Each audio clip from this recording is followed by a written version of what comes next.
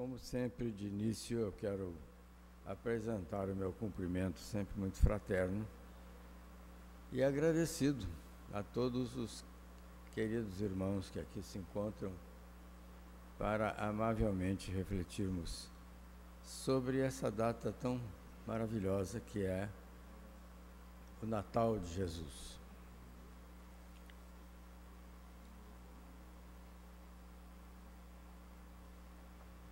E sempre agradecendo os coordenadores e, enfim, aqueles que dirigem esta casa, pelos convites amáveis que me fazem e que eu cumpro com grande alegria, com grande prazer. Para 2/3 da população mundial, o Natal de Jesus é a data mais comovente. É a data mais comovente. Comoção e responsabilidade nos são trazidos pelo Natal de Jesus. Responsabilidade de celebrar, sim, de gentilmente presentear, sim, mas sem neura, como se costuma falar, não é? A neura que a sociedade de consumo imprime em quase tudo do viver cotidiano. A sociedade de consumo já deu conta de praticamente destruir tantas coisas bonitas que a vida humana teve até aqui, e, portanto, nós que realmente celebramos o nascimento do Cristo, nós que realmente celebramos a visita do governador deste planeta, a visita messiânica, nós precisamos ter muito cuidado também, muita responsabilidade com a nossa forma de celebrar o Natal. Madame W. Creel foi uma das grandes psicógrafas da história da psicografia espírita. Residente em Bordeaux, na França, mas de ascendência germânica, embora ela fosse francesa, residente em Bordeaux, é a mesma psicógrafa que em 1873, na reunião de Natal que ela fez na sua residência, ela psicografou a prece de Caritas, ditada pela própria Caritas presente naquele momento. E Madame W. Creel tem psicografias tão extraordinárias, tão maravilhosas, que o próprio meio espírita francês e o meio editorial francês quis editar as suas mais notáveis psicografias. Porque, por exemplo, ela psicografava Alphonse Daudet, um grande poeta, e ninguém duvidava que aquele era o estilo de Alphonse Daudet. Ela psicografava Lamartine, e a França inteira e o mundo inteiro tinha certeza que aquele texto era de Lamartine. E assim os grandes poetas e assim os grandes escritores, não é? Ela chegou a psicografar o próprio Victor Hugo. E Madame Creel, quando gentilmente o meio espiritualista e espírita e editorial da França entendeu o dever reunir as suas principais psicografias em um belíssimo livro que nós temos hoje, traduzido e editado pela editora Centro Espírita Leon Denis, no Rio de Janeiro, Reflexos da Espiritualidade. Lindo, belíssimo livro. Quando ela estava auxiliando o pessoal a reunir as psicografias notáveis, comparece ante ela, num momento mais de solidão dela, comparece ante ela uma entidade que havia vivido nos séculos XV e início do XVI e que respondia pelo nome de Philippe Melanchthon, o grande reformador Melanchthon, amigo número 1 de Martinho Lutero, grande reformador. E Melancton disse: minha senhora, me sugeriram algo que me encantou, e eu vim pedir à senhora se a senhora me daria licença de escrever o prefácio introdutório à sua obra psicográfica. Ela ficou encantada e ele ditou uma introdução estupenda, uma introdução maravilhosa, simples e maravilhosa, para o livro Reflexos da Espiritualidade. E é interessante que há uma coisa muito surpreendente naquilo que Melancton ditou a Madame Creel. Há algo muito surpreendente. Ele diz: a senhora se lembra de quando o príncipe Nicodemos visitou Jesus? E Jesus lhe disse, como o vento, que o senhor não sabe de onde vem nem para onde vai, mas que o senhor conhece, o Espírito Divino sopra onde quer. Ou aqueles ligados ao Espírito Divino são inspirados sempre. Então ele disse: Melancton, eu estou dizendo isso para a senhora, isso não estou ditando para a introdução, não estou dizendo isso para a senhora porque eu vou colocar nessa introdução uma coisa que é muito surpreendente, que é que Jesus teve várias encarnações e finalmente resolveu reencarnar como o Messias, sendo um Cristo de Deus. Resolveu vir como o Messias. Essa foi certamente a mais importante de todas. E é interessante que quando uma bola de fogo se desprendeu da estrela solar, que viria a ser este nosso bonito planeta, quando essa bola ígnea se desprendeu do Sol, e isso há muitos bilhões de anos, Deus colocou esta nossa realidade planetária sob a responsabilidade de Jesus e seus prepostos. Isso nos deixa claro de pronto que ele era, quando a bola de fogo se desprendeu do Sol há 4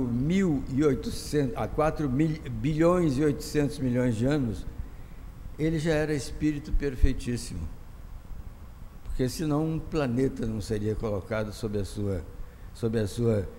seu governo, juntamente com os seus auxiliares, os seus prepostos.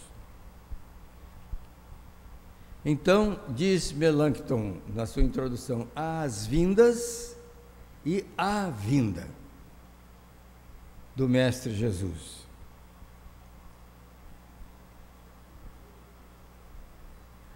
Como no dia 20 recém-passado, quinta-feira passada, que eu tive também a alegria de fazer a meditação de Natal na Casa de Jesus, onde eu trabalho, eu lembrei lá na Casa de Jesus que simplesmente esta bola de fogo se desprendeu do Sol há 4 bilhões e 700 milhões de anos. Jesus então era já Espírito perfeitíssimo, um Cristo de Deus, como o chamaria depois São Luís de França, num magnífico texto que consta da Revista Espírita. O nosso planeta, portanto, ficou e está sob as ordens de Jesus e seus prepostos. 3,8 bilhões de anos transcorridos, a vida animal surge por primeiro nesse nosso planeta. Durante 3 bilhões e 800 milhões de anos era só pedra e terra. Depois começou a aparecer a água, que seria o princípio da vida mesmo, né? O planeta tem 71% de água e cada um de nós tem 71% de água no organismo. Então, a vida começou a vir-nos do fundo das águas. Animaizinhos protozoários de uma única célula habitavam o fundo das águas. E essa vida animal veio se desenvolvendo, de tal maneira demorou tanto esse processo, que a vida humana, a chamada antropogênese, o surgimento dos seres humanos, está numa data estimada entre 125 mil anos a 250 mil anos. Aí apareceu vida humana, propriamente.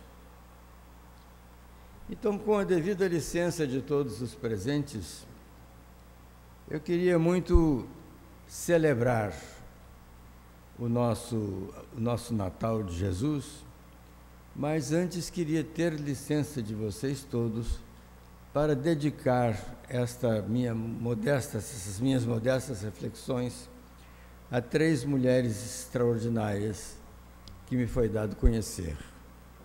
Dona Terezinha de Oliveira, Dona Silvia Miranda Pascoal e Dona Daisy Jürgman. E com a mesma devida licença, eu farei, num primeiro momento, uma abordagem científica, muito apoiado nesse que foi dos maiores cientistas do século XX, Teilhard de Chardin, cuja obra central é esta, O Fenômeno Humano, Teilhard de Chardin. E, num segundo momento, uma abordagem histórica, a vinda do governador do orbe como Messias, para marcar definitivamente a nossa história entre antes de Cristo e depois de Cristo, como ela está marcada. E num terceiro momento, vida e doutrina do Mestre Jesus. Assim faremos, será nosso sequenciamento aqui. Teilhard de Chardin, Pierre Teilhard de Chardin, foi um dos maiores cientistas do século XX. Isso era reconhecido por alguém como Albert Einstein e como muitas outras figuras, como Heisenberg, reconheciam o padre jesuíta Pierre Teilhard de Chardin, que antes de se fazer padre, ele era esses que fazem escavações aí, meu Deus, os arqueólogos, e ele era antropólogo, era arqueólogo, o padre Pierre Teilhard de Chardin. E ele inicia no século XX a desenvolver ricamente o evolucionismo cristão. Não é que ele começa a desenvolver, ele achou interessante isso que ele viu lá em Kardec, no século XIX. E aí ele passou a abordar o evolucionismo cristão cientificamente. Então, um ser humano de uma humildade tal, que deixando uma obra vastíssima, uma obra importantíssima como cientista, como teólogo, como filósofo, deixando uma obra vastíssima, o meio jesuítico, ele era da ordem jesuíta, e o meio jesuítico proibiu, porque o meio jesuítico era criacionista, aquela história dos 6 dias e no 7º dia Deus descansou e tal, tinha que ser levado a preceito, e então proibiu que se publicasse qualquer escrito de Pierre Teilhard de Chardin. Ele nunca se colocou contrário ou aborrecido com isso. Mas o mais fez o meio jesuíta, o mandou para o deserto de Gobi, na China, para participar de uma escavação. E lá não foi nada mal para ele, que ele participou da descoberta de um dos fósseis mais importantes da história, que foi o Homo pequinensis. E ele mesmo conta uma coisa muito tocante no livro dele, O Meio Divino, Le Milieu Divin, O Meio Divino, que é um livro de teologia, ele conta que um certo sábado, o pessoal todo estava muito cansado de escavar e de tirar pozinho daquelas peças todas, e o pessoal então foi para as cidades vizinhas, as relativamente vizinhas do deserto de Gobi, foi beber, foi dançar, foi descansar. E ele aproveitou para ficar absolutamente só no deserto de Gobi. Dentro da sua cabaninha lá no deserto, ele diz: eu resolvi fazer o que me fosse possível em termos de mergulho dentro de mim mesmo. E descendo em mim, eu encontrei terrenos adustos, terrenos difíceis, eu encontrei terrenos lameados, de lama, e eu fui ficando com medo do meu próprio interior. Ele disse, até que eu cheguei num momento em que era pedra, e pedras pontudas, lá dentro de mim. Ele disse, então eu me encostei numa imaginária rocha, e falei, eu não tenho mais coragem.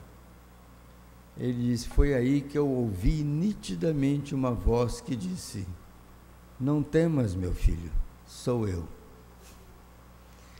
Então esse trecho é lindíssimo em Teilhard de Chardin, no livro O Meio Divino. E ele disse que sempre teve absoluta certeza que era a voz ou do Cristo ou do próprio Deus, que tinha aliviado a condição dele lá dentro de si mesmo, né? Então, um ser humano belíssimo, muito humilde, deixou que tudo que foi produzido por ele foi publicado post-mortem, depois da morte dele. E eu presenciei, né, grupos com Frei Beto, com Leonardo Boff, com teólogos protestantes e tal, que se reuniam na faculdade de Lorena, no Vale do Paraíba, e lá ficavam um mês e meio estudando Teilhard de Chardin, depois da morte dele, que as obras foram publicadas. Então, uma grande figura, fosse pessoalmente, fosse cientificamente, fosse filosoficamente e teologicamente. E essa obra, sua obra central, ele mesmo considerava, é esta obra, O Fenômeno Humano. Aqui é que ele vai mostrando o processo evolutivo do planeta e o momento em que se dá aquilo que ele chamou de o passo da reflexão, quando surge o pensamento propriamente humano no mundo. E ele nos fala, Teilhard de Chardin, de 3 megaperíodos vividos pelo nosso planeta. O primeiro megaperíodo, bilhões de anos, se diga, total ausência de vida no planeta. Total ausência de vida no planeta. O primeiro megaperíodo. O segundo megaperíodo, 3,8 bilhões de anos transcorridos, a evolução da vida animal primitiva, os animaizinhos que vieram do fundo das águas e depois passaram a popular o terreno seco, ou nem tanto, né? E o terceiro megaperíodo, ele dizia, o mais recente, é o período da antropogênese. É quando se dá a aventura divina de entregar a um ser pensante uma coisa tremenda chamada livre-arbítrio. Deus disse, eu quero ter filhos, não quero ter bonecos. Então esses filhos precisam ter livre-arbítrio. E eu vou precisar de aceitar o que eles escolherem. Toda pessoa escolhe os seus caminhos. Ela só não pode escolher as consequências dos caminhos escolhidos. Mas a grande aventura do livre-arbítrio neste momento que foi chamado por Teilhard de Chardin o passo da reflexão. O passo da reflexão. Primeira vez que um ser pensante estreou a vida pensante na Terra. A antropogênese, o surgimento dos seres humanos.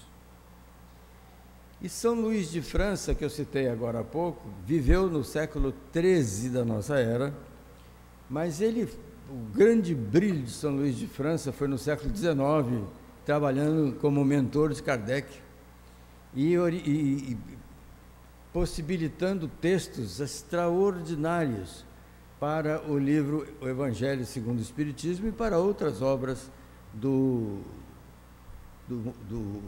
pensamento espírita.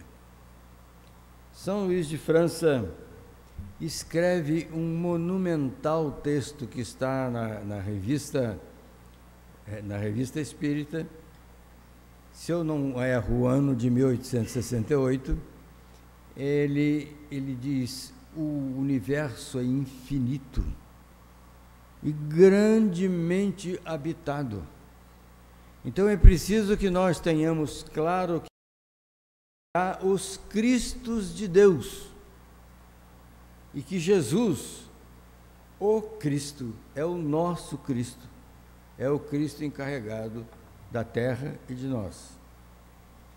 Então, o Cristo de Deus é uma expressão muito rica de São Luís de França. Lembrando que, sendo infinito o universo, ele menciona, inclusive, reuniões havidas na estrela solar pelos Cristos de Deus. Eu fico imaginando a gente aqui com 36 graus, a gente está chiando de calor, né? E o pessoal, e os Cristos de Deus nem aí, se reunindo no sol.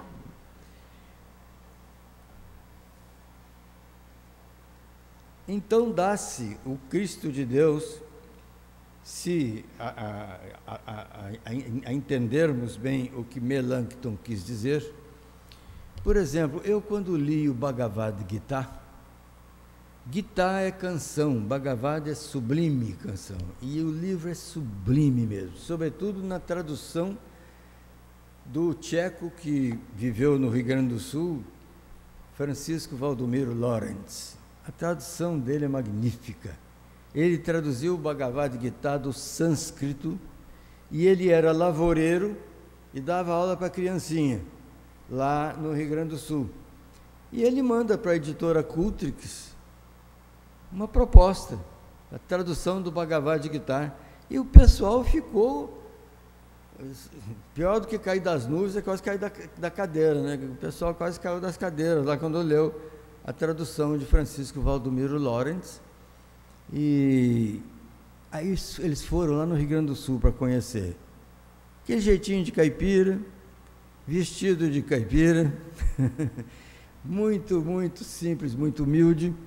E aí perceberam que aquela criatura, entre idiomas e dialetos, falava 101.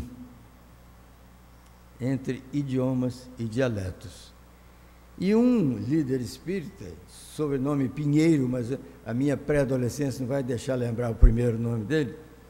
Então, esse líder espírita disse a ele assim: interessante, o senhor é um homem de grande cultura, eu quase não vejo livro dentro da sua casa. Ele falou assim: minha mediunidade me ajuda muito. Ele falou: minha mediunidade me ajuda muito, né? Então, a tradução magnífica do Bhagavad Gita. Eu, quando terminei de ler o Bhagavad Gita, eu falei: gente, não será que Krishna foi uma primeira encarnação de Jesus? Porque é de uma beleza, de uma riqueza, de um brilho. E os 2 capítulos sobre reencarnação são das coisas mais fantásticas que eu pude ler ao longo dessa minha adolescência de 78 anos.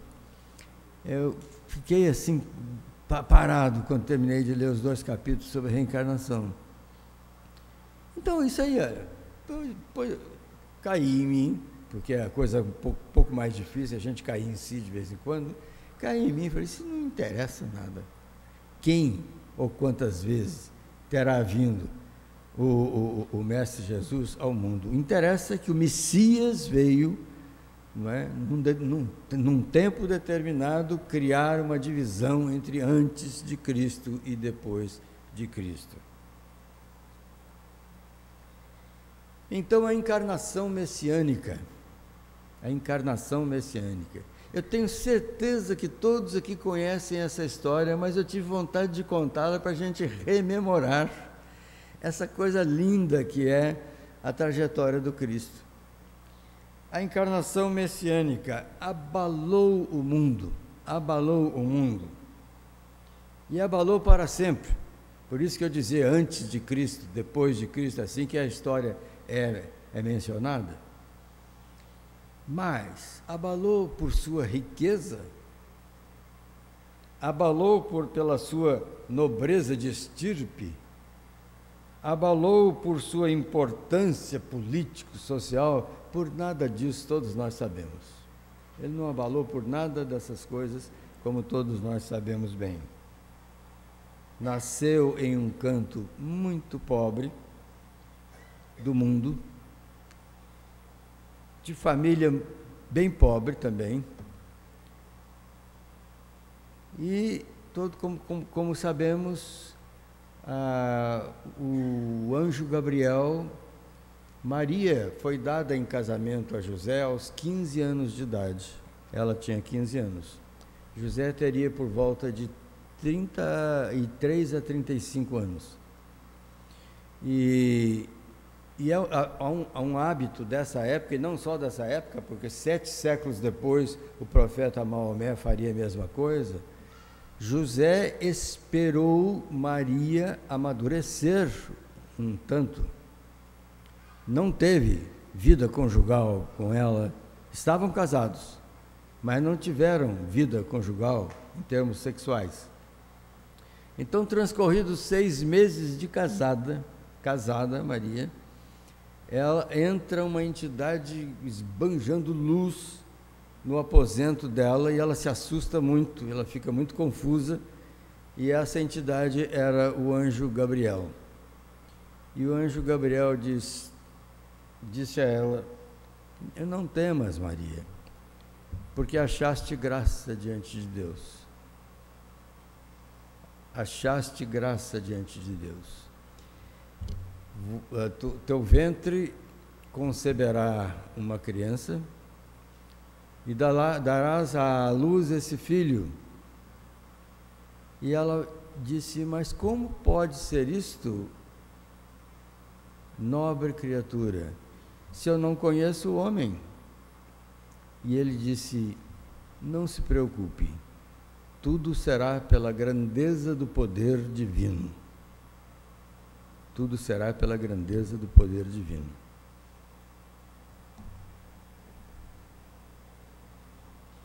Então, um outro anjo aparece já perto do nascimento de Jesus, já é praticamente em cima do nascimento de Jesus. Aliás, desculpe, antes disso, Maria vai visitar a prima Isabel. A prima Isabel era uma mulher idosa, e no seu lugarejo ela era citada como Isabel a estéril. Ela nunca ficou grávida, e ela estava grávida no 6º mês de João, que seria o Batista. E quando Maria vai visitar a prima Isabel, e ela chega e faz um cumprimento bonito à prima, elas se gostavam muito, Isabel entra em transe e diz: que cumprimento é este? Que saudação é esta que fez a minha criança pular no meu ventre? Quem somos nós para recebermos a visita do Senhor das nossas vidas? E conversaram, e então, já na época do nascimento de Jesus, um anjo também se fez presente entre os pastores de ovelhas, aquela gente humilde, humílima. Um anjo se fez presente entre os pastores de ovelhas e eles também se assustaram, eles também se confundiram. E então o anjo disse: não temam, fiquem calmos, hoje vos trago uma grande nova. Eis que vos nasceu um Salvador e um orientador. E se vocês prestarem bem atenção à estrela do Oriente, que é a que mais brilha nesse momento, vocês vão poder, se quiser, visitar a criança recém-nascida. Então, não sei se encontraram no meio do caminho, eu sei que chegaram os pastores e chegaram os magos do Extremo Oriente. 3 magos. Foi na tradução da Septuaginta que inventaram reis. Eram 3 magos do Extremo Oriente. E foi uma noite belíssima, porque os animaizinhos ficavam ali ao lado do menino Jesus, fungando de alegria, os animaizinhos. Os pastores de ovelhas choravam de alegria. E os magos trouxeram presentes, não eram presentes de agora, de shopping center, eram presentes, um pouquinho de ouro, um pouquinho de incenso, um pouquinho de mirra, em homenagem àquela criança que os magos sabiam quem era, né? Então, um momento lindo, um momento muito difícil. E 9 dias depois do nascimento de Jesus, esse é o tempo que os judeus esperam para fazer a circuncisão e a criança receber a bênção no templo de Jerusalém. Então, 9 dias depois, o menino Jesus é levado ao templo de Jerusalém e vai ao templo um homem de grande idade, bem velhinho, chamado Simeão.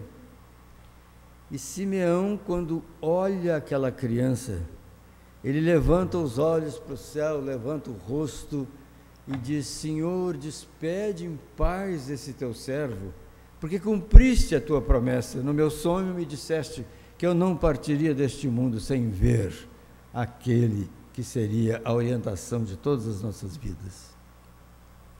Então, muita coisa linda foi acontecendo, né? E os pais, José e Maria, eles entendiam metade disso. Eles olhavam para aquilo e diziam: mas que coisa extraordinária, né, que está acontecendo com esse nosso filho. Que José, que ficou muito assustado quando se revelou a gravidez de Maria, ele até pensou em anular aquele casamento, né?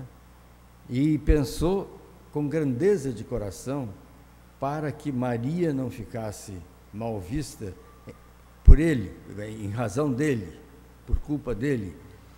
Ele também recebe a visita do anjo Gabriel, que diz: José, Maria está grávida, e está grávida da sombra divina. E você precisa assumir esta criança como se realmente fosse sua filha biológica.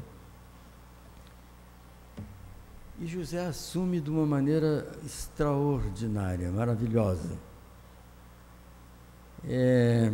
Na verdade, é uma figura na qual, nos textos bíblicos, quase não tem nada que ele disse. José deveria ser uma pessoa muito tímida, muito quietinha, mas que assumiu com grandeza o mestre, o menino Jesus. Ensinou-lhe carpintaria, ele virou um carpinteirinho também. Jesus trabalhava com o pai.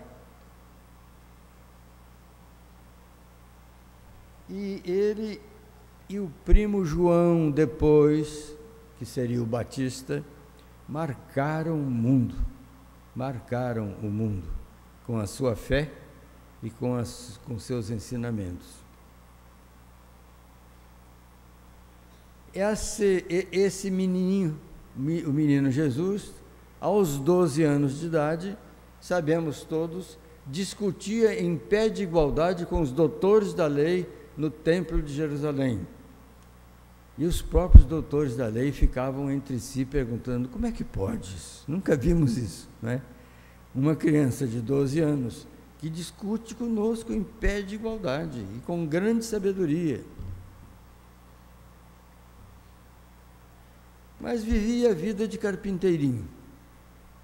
É sabido que José morreu muito antes da crucificação de Jesus, muito antes. Mas havia ensinado a profissão de carpinteiro para Jesus. E Jesus, o que ele mais gostava na profissão de carpinteiro era quando ele tinha coisas para consertar na casa das pessoas, porque ali ele tinha oportunidade de começar a falar sobre o reino de Deus, sobre o brilho da vida se conectada com o reino de Deus e tal, e as famílias ficavam encantadas de ouvir o rapazinho, o adolescente.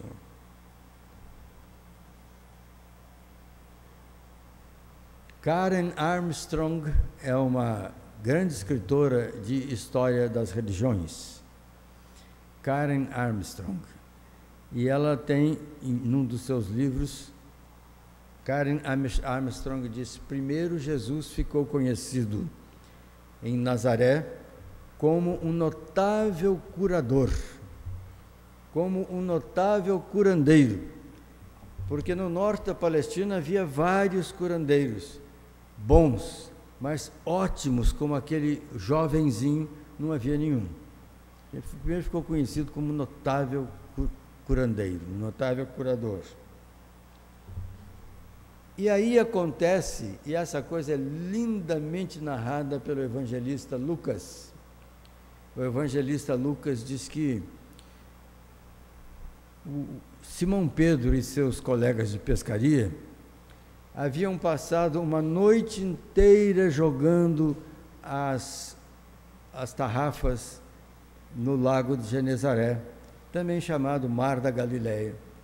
Uma noite inteira eles não tinham pegado um mísero peixinho. E aí, quando eles, de manhã, o sol já nascido, eles estavam lavando as redes, eles olharam na praia e lá tinha um moço de um olhar impressionante e de uma figura muito especial, porque o pessoal dali das redondezas já tinha cercado aquele moço e queria ouvi-lo. E Simão Pedro achou curioso aquilo, e os seus colegas de pescaria. E aí Simão Pedro foi se aproximando, e quando ele foi se aproximando, o próprio Mestre Jesus disse a Simão Pedro: meu caro pescador, ponha-me no teu barco e rema alguns metros, para que eu possa falar a toda essa gente, que agora já tinha uma pequena multidão na praia, que eu possa falar a toda essa gente. Simão Pedro nem sabia quem era, mas ficou impressionado com aquela figura, colocou no barco, remou alguns metros, e o sermão que ele fez de ensinamentos para o pessoal que estava na margem, Simão Pedro ficou absolutamente siderado com o sermão feito por Jesus.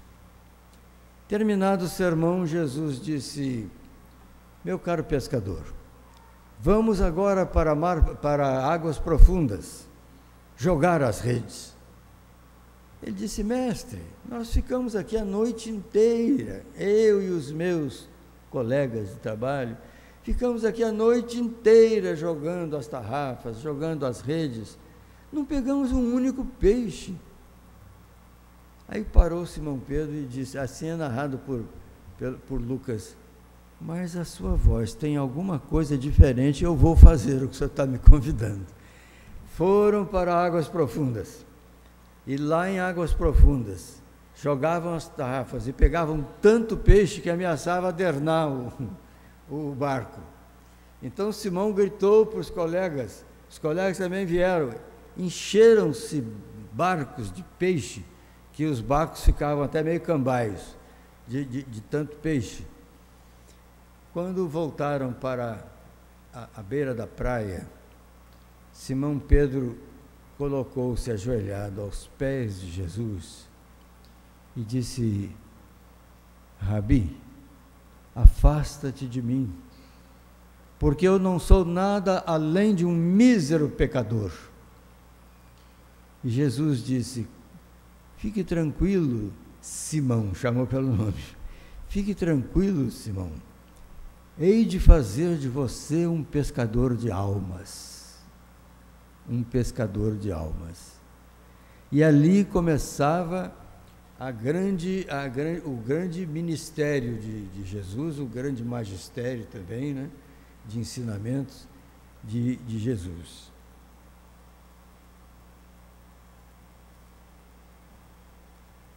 Então, o apostolado e o discipulado do Mestre Jesus.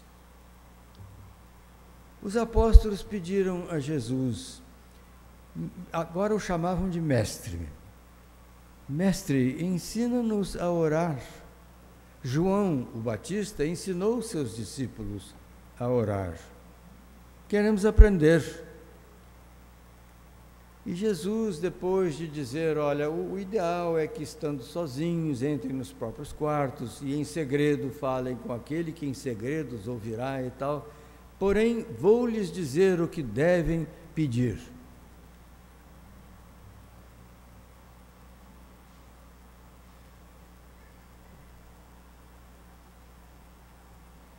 Pai nosso que estás nos céus.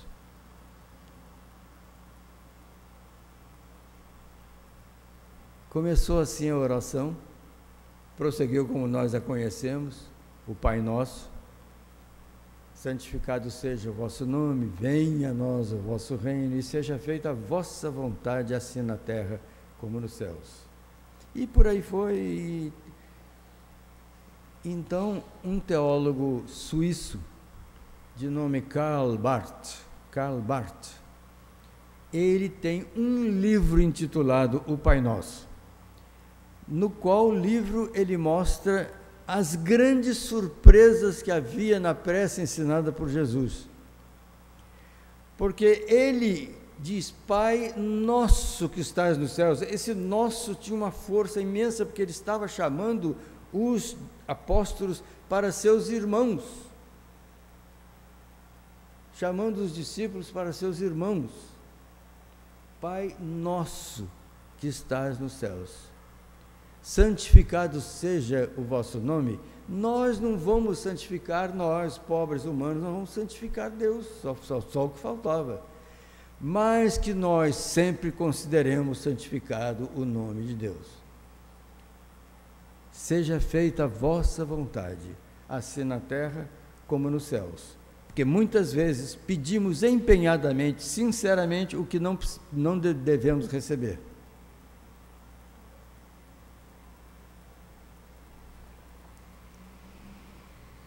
O pão nosso de cada dia, dai-nos hoje.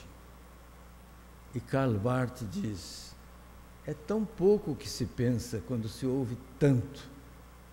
Porque o pão nosso de cada dia é o despertar vivo, é a roupa que se veste, é ter um primeiro alimento que sustenta, é ter todos os alimentos do dia, é aprender com as pessoas mais sábias, é uma quantidade de coisas que é o pão nosso de cada dia. E assim vai Karl Barth analisando frase por frase o Pai Nosso, e a gente fica boquiaberto de ver quanta coisa estupendamente sábia havia na oração do Pai Nosso, que parecia uma pequena e simples oração que ele estava ensinando aos seus apóstolos.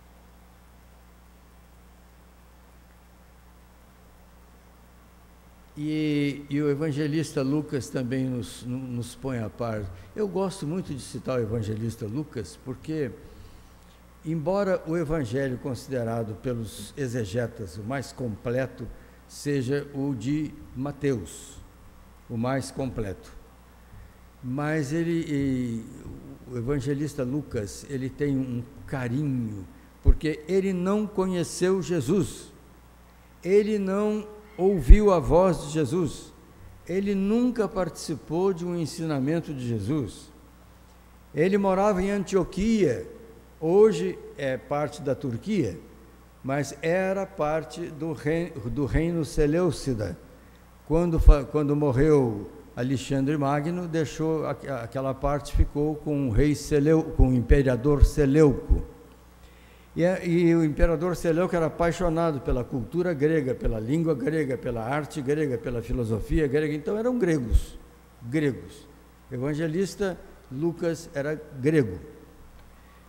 E ele escreve com um carinho, porque quando ele ganhou de um amigo um rolo com os apontamentos de Levi, que depois seriam chamados Evangelho de Mateus, e ele ganhou desse mesmo amigo um rolo menor com o Evangelho de Marcos, ele ficou de tal maneira siderado com a figura e os ensinamentos de Jesus, que ele, médico de renome, abandonou a clínica em Antioquia, foi com grande sacrifício, parte a pé, parte em animais, até a Palestina, porque ele queria entrevistar todos aqueles que haviam convivido com Jesus o Cristo. E ele passou grande parte da sua vida praticando a medicina, fora de consultório, atendendo pessoas nas tendas, atendendo pessoas na rua e tudo. Continuou praticando a medicina, mas ele teve o cuidado, foi um grande entrevistador, um grande pesquisador. Ele conversou com todos os que conviveram com Jesus pessoalmente. Ele teve, segundo a escritora Taylor Caldwell, ele teve 30 dias hospedado com Maria de Nazaré. E para ouvir da mãe tudo aquilo que ela pensava a respeito daquele filho. Então ele escreve um evangelho muito doce, muito lindo, né? 2 evangelhos, o Evangelho de Lucas e os Atos dos Apóstolos, que são chamados segundo Evangelho de Lucas. O fato é que no Evangelho de Lucas é contado o seguinte, que num sábado, sabate dos judaístas, né? Que é sagrado, sabate, é dia sagrado. Num sábado, ele estava junto com os apóstolos, eles estavam todos com fome, começaram a colher milho nas espigas, colher espigas de milho para matar a fome. E alguns fariseus que passavam disseram: vocês não estão respeitando o sabate. No sabate nada se faz de objetivo e de trabalho, objetivamente trabalho. Então Jesus, com uma espiga na mão, a gente imagina isso, né? Disse para os fariseus: olha, os homens foram feitos para o sábado. Aliás, o sábado foi feito para os homens e não os homens para o sábado. E conta também Lucas que estava Jesus junto com alguns fariseus numa casa de uma pessoa de importância lá na região, e o filho dessa pessoa, um jovem, sofria de hanseníase, sofria de lepra. Era sábado. Aí Jesus, testando os fariseus, disse: é justo curar no sábado? Os fariseus sabiam que ele curava. Disseram: não, é absolutamente absurdo. Seria desrespeitar o sábado. Ele disse: olha, que Deus, meu Pai, me olhe e me perdoe, porque eu vou desrespeitar o sábado. E curou o rapaz da hanseníase naquele momento. E disse mais uma vez: o sábado foi feito para o homem. Não, o homem não foi feito para o sábado.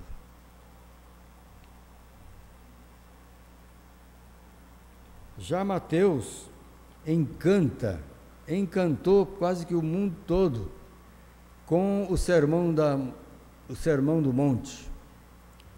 Nenhum evangelista foi tão completo e tão literário, belíssimo, como a maneira como Mateus apresenta o Sermão do Monte. Ele coloca o ambiente as pessoas doentes chegando, que acreditavam no poder de cura de Jesus, as pessoas muito pobres, as pessoas de grande posição, todos ali naquela colina, um pouco mais do que uma colina, um pequeno monte. E Jesus faz aquele trabalho maravilhoso de ensinamento e de curas, e de multiplicação de pães e peixes, o que deixou todo mundo absolutamente maravilhado. E então, muitos e muitos séculos depois, 19 séculos depois, o Mahatma Gandhi, a grande figura espiritualista, uma das duas grandes figuras espiritualistas da Índia, que a outra, Rabindranath Tagore, o poeta, o Mahatma Gandhi lê o Sermão do Monte, e quando termina de lê-lo, ele diz assim: se toda a literatura espiritualista do mundo se incendiasse, e se ficasse o Sermão da Montanha, tudo estaria salvo, porque esse é o mais elevado texto de espiritualidade que o mundo conheceu e conhece até hoje. Isso era 1937, mais ou menos, quando Gandhi disse isso sobre o Sermão do Monte. Com a completude e a perfeição de Mateus, ele tinha o nome de Levi e era cobrador de impostos, mas quando se converteu ao cristianismo, ele quis mudar de nome, Mateus. Mateus significa dádiva de Deus, Mateus, dádiva de Deus. E então sumiu essa coisa de apontamentos de Levi e se tornou o Evangelho de Mateus, como nós o conhecemos. Uma coisa importante de nós sempre lembrarmos é que Jesus em momento nenhum pretendeu criar uma religião ou seita. Em momento nenhum. Na verdade, um pregador cristão muito admirável como Billy Graham dizia assim: os ritos religiosos são a jarra, a fé é o conteúdo. Então o que importa fundamentalmente é que esse conteúdo esteja bem arranjado numa jarra. Se a pessoa está feliz com a jarra, ela não deve sair dali. É ali que ela deve ficar. Então, Billy Graham, sendo um pregador presbiteriano, era um homem que respeitava todas as religiões. Os islâmicos, os judaístas, os protestantes, os católicos, ele respeitava a todos, né? Então Jesus não pretendeu criar uma religião. Isso é tanto verdade que David Flusser, que é um grande historiador das religiões e sociólogo das religiões judeu, David Flusser, ele diz que o que aconteceu com Cristo foi a perversidade do povo judaico da época e a cumplicidade cínica do Império Romano para levarem aquela figura maravilhosa, adorada pelo povo, queridíssima pelo povo, à crucificação, que era a maneira mais ignóbil de alguém ser condenado à morte. Na época era a crucificação. Tanto que o apóstolo Paulo, depois de já idoso, condenado à morte, e como ele tinha cidadania romana, ele foi decapitado. Não foi para a cruz, ele foi decapitado.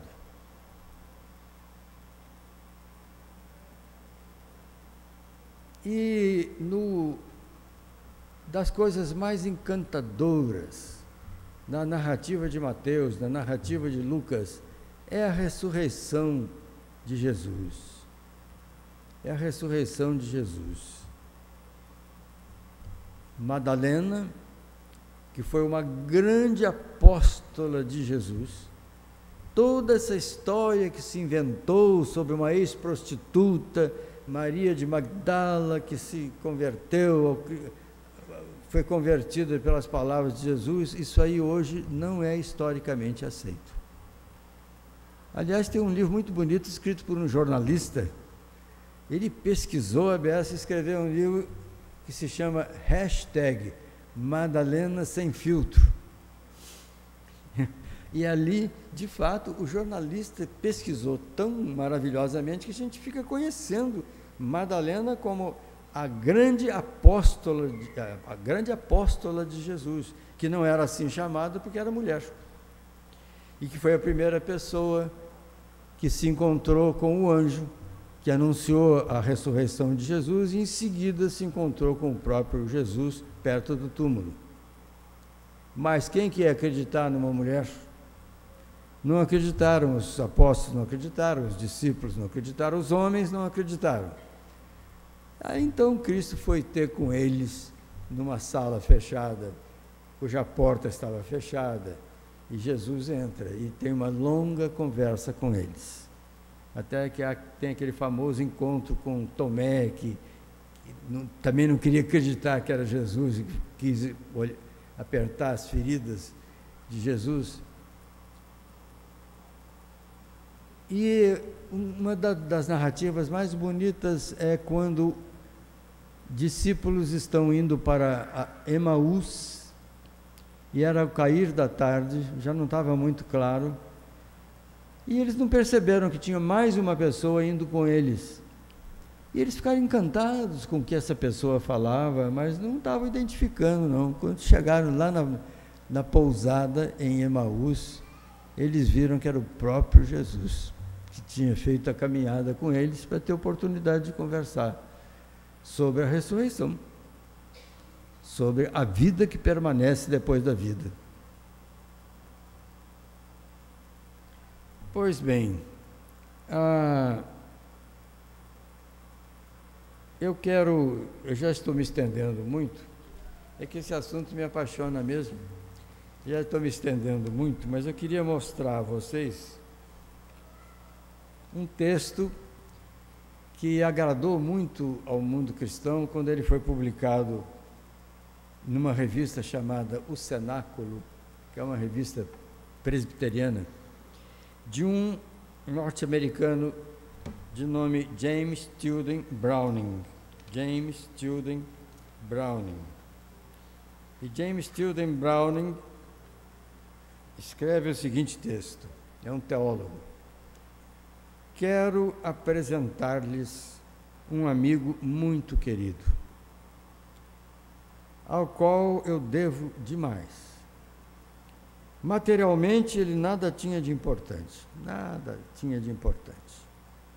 Com suas roupas pobres e seu profundo olhar, curou a tantos e a tantos felicitou. Nunca se afastou mais de 160 quilômetros de sua cidade de morada. Mesmo assim, era tido como curador também de endemoniados. Aos pés de Deus Pai, nunca criou qualquer religião. Só em Antioquia, muito após sua morte, falou-se por primeira vez a palavra cristianismo. Introduziu o amor e o perdão nas severas leis mosaicas. Essa humilde e grande figura é indispensável para mim, para a minha vida. Permitam-me apresentá-la a vocês. Meus irmãos, é a figura do luminoso Nazareno. Esse é o texto de James Tilden Browning. E agora eu paro de ameaçar e termino mesmo, mas lendo um texto que tem sido discutido pelos exegetas, tem sido discutido pelos historiadores, uns acham que não é autêntico, outros garantem a autenticidade. O texto foi encontrado nos arquivos do Duque de Cesare Guerini, na Itália, um arquivo de centenas de anos. Esse texto foi encontrado e em latim foi traduzido e assinado Públio Lentulus. Então, eu não estou muito interessado em saber de autenticidade. Eu estou interessado naquilo que Kardec ensinava. Pergunte se é edificante. Não se é autêntico, de A ou de B. Pergunte se é edificante. Então, é o seguinte o texto. Escrito por Públio Lentulus para informar o imperador Tibério César, em Roma. Jesus é um homem de grandes virtudes, não há negar, e conhecido do povo como profeta da verdade. Seus discípulos dizem que ele é filho de Deus, e por isso cada dia mais se ouvem coisas maravilhosas a seu respeito. Cura os enfermos, ressuscita os mortos, além de muitos outros milagres que realiza.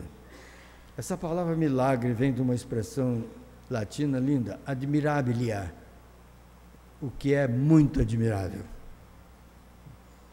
É um homem de estatura justa e muito belo de aspecto, e há tanta majestade em seu rosto que aqueles que o veem são forçados quase que a amá-lo ou a temê-lo. Ele é muito sério. Tem os cabelos da cor da amêndoa bem madura, distendidos até as espáduas, na forma em uso entre os nazarenos. Seu rosto é cheio, o aspecto é muito sereno, e nenhuma ruga ou mancha se vê na sua face, de uma cor moderada. O nariz e a boca são irrepreensíveis, e a barba, não muito longa, é repartida ao meio, é semelhante aos cabelos, tem o modo nazareno. Tem os braços e as mãos muito suaves. Seus olhos são afetuosos e graves, expressivos e claros. E o surpreendente é que resplandecem no seu rosto como raios do sol. Ninguém pode olhar fixamente o seu semblante, porque quando resplende, amedronta, e quando ameniza, comove as lágrimas. Caminha descalço e sem coisa alguma na cabeça. Muitos se riem vendo-o assim, mas na sua presença, falando com ele, tremem e o admiram. Quem dele se aproxima, verifica que é muito modesto como pessoa, e na pessoa e na sua presença. É o mais belo homem que se pode imaginar por esta região. Ele era procônsul da Judéia, muito semelhante à mãe, que é uma mulher de respeitável beleza. Faz-se amar e é alegre com gravidade, sem muitos risos. Dizem que nunca o viram rir, mas sim o viram chorar. Na palestra contenta muito, mas raramente faz palestras propriamente.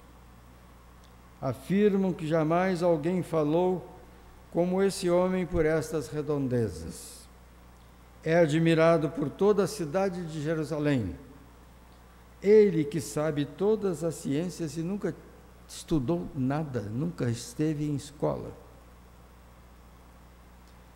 Na verdade, nunca se ouviram tais conselhos tão bem pensados e ditos, de grande doutrina como ensina esse Jesus.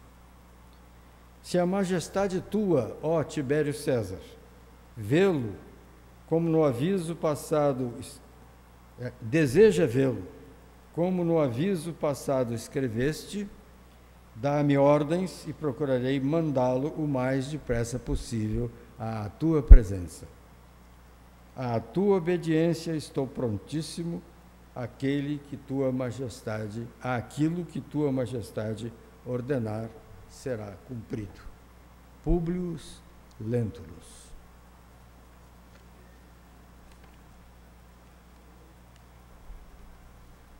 Bem, todos os irmãos puderam ver que o que eu desejei muito junto com os irmãos nesta manhã foi mesmo celebrar a vinda do Mestre Jesus.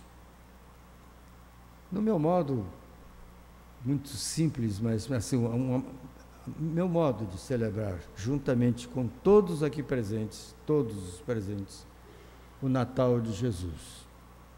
E é por isso que eu quero votar nas palavras de Francisco de Assis, do grande irmão Francisco de Assis: paz e bem para todos no Natal de Jesus. Muito obrigado.